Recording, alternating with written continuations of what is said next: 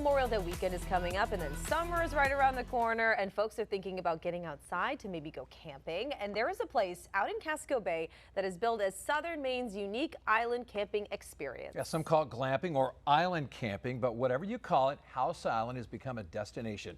Are you ready for Fortland? That's Fortland with an F. That's because there's an old fort on the island. Joining us from Fortland is Stefan Skarks. First of all, before we get to what your island has to offer and the camping and everything else, let's talk about the acquisition. What happened to get you to buy that island? Sure. So House Island has been privately owned since the 1940s when the government sold it back to civilian ownership. And it had been stewarded by one family largely for about 60 years. They went through 2 generations and really had just kind of expended their resources in terms of energy, and we're looking for a steward to take the place into the future. So my family had been in real estate, and we were looking for something a little different. This checked a lot of those boxes, certainly. So we took the plunge and in 2014 purchased House Island. Tell us about the Fortland experience and also all the work that it took to create this. Oh, that's more than 6 minutes. So the experience really is based on the idea that everyone can have this kind of crash on an island experience. We think it's a little bit goofy, kind of like Gilligan's Island, but having access to Maine's islands is really a treat, and a lot of locals don't even have that luxury. So what we've tried to do is provide a turnkey experience where your parking, your transportation by boat, and all of your lodging is taken care of. So we ask that you bring a cooler with your food, some clothes for any type of weather, and come out ready to explore.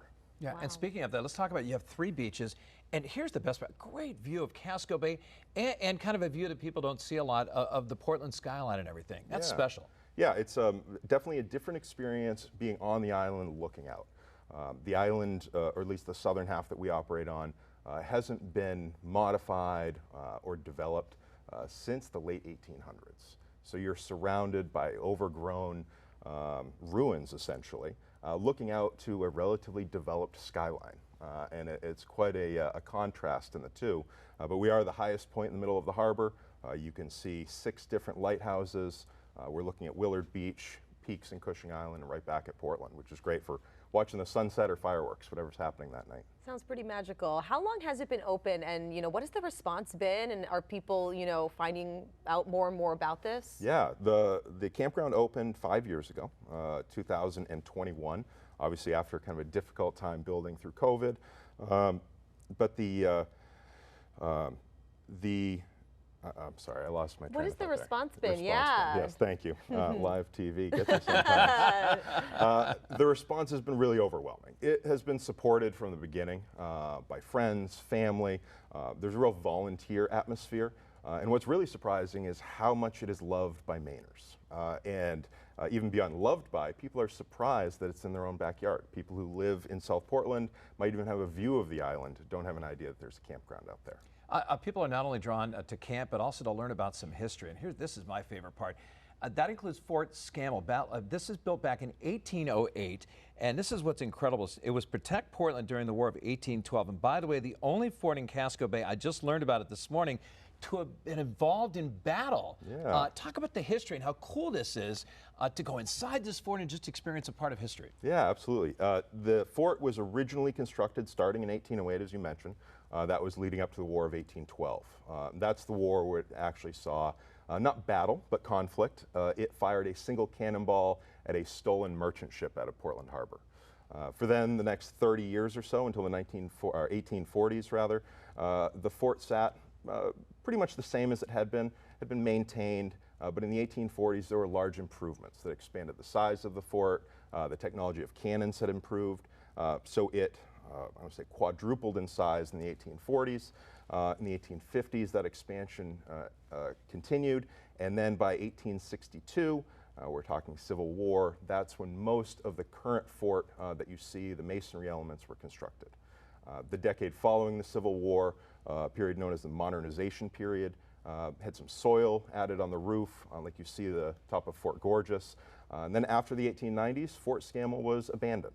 Other forts were either improved or new forts were built that fit better with new technologies, new military strategies.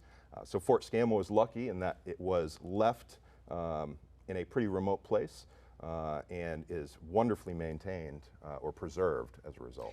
When you look at these pictures, and I mean, the architecture, I haven't been in person, but just looking at these and what I've heard about people that have taken a tour, is the architecture inside that fort is amazing. It is. All stone, brick. These are tradespeople who have skills we couldn't even imagine today. And much of the archaeology or much of the aesthetics out there are based off of old French techniques of construction. So it is reminiscent of a lot of European forts and European structures. Do you feel like that history is the big draw for so many people, or is it just this like unique experience, or maybe it's the, you know, glamping itself, you know, Sure. that draws people in? I think it's across the board. We do bird watching tours in the fall. People will get out swimming around the island. And people often will find a love of some element that they didn't know that they had. I would say the historical element is mostly pursued via fort tours, which we provide as well. But really, I think people who are going out are looking to have an experience that is really unrivaled and one where you can disconnect from a very busy life within just a few minutes in a short boat ride. When you're out there, how does it feel for you? How quiet it is and peaceful for the most part? A different place. Yeah. Yes. There are portions of the fort where you are protected from the view by earthen berms or stone walls. And if you were to be transported there, open your eyes, you would have no idea that you're in the middle of Portland, of the harbor. You can hear the sounds of the harbor around you, but it is a place really unlike any other. Very special. Where can people find out more and maybe sign up or book a night Absolutely. or a tour? So you can find us for camping at our website. That's Fortland, Maine, as you mentioned, Fortland with an F. We also provide tours through our partnership with Portland Explorer Tours. We offer 27 different tours throughout Portland, both on the island, on boats, and by vehicle. Yeah, it's like you're experiencing 2024 and you're going back in time at the same time, back in the 1800s. Yeah. Pretty incredible. Thank you so much for being here. We appreciate it. Thanks for having me. I appreciate it. Fortland with an F. With an F. And you're gonna get out there. Oh, I this got to get summer out for there. sure. I want to check out that fort, yeah.